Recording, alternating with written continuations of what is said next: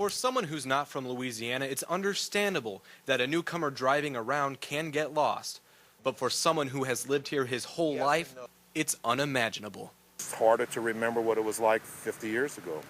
The landscape has changed dramatically in Kirk Cheromy's life. With the past April oil spill and a never-ending battle with oil companies, residents are afraid the Gulf of Mexico will permanently flood the area. The oil companies impacted the coast so dramatically that it altered the hydrology of the coast. And with the Gulf slowly flowing into the marshes, Cheromy is already starting to see the impact. I'm pulling up over here because this is the end of Highway 1 in Leeville.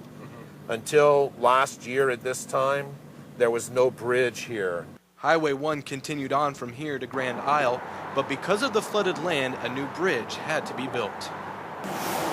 This is an ecological disaster. It's an economic disaster. And in the future, it's a disaster of epic proportions if we get a Hurricane Katrina that hits this area head on. Farther along Highway 1 is Port Fourchon, one of the largest oil ports in the country. And getting on the beach wasn't a quick task.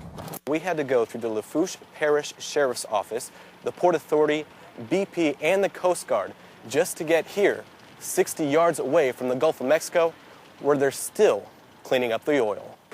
Tractors can still be seen hauling around bags of oil, and workers are cleaning up the mess. In nearby Grand Isle, the beach is lined with cleanup stations and mounds of sand, more evidence that the oil is still here. This is just another blow to an already changing way of life. This is where my dad is buried. This is where my family is buried. This is where my home is. And someday home may be a flooded memory. Reporting in Lafourche Parish, Louisiana, I'm TJ Parker.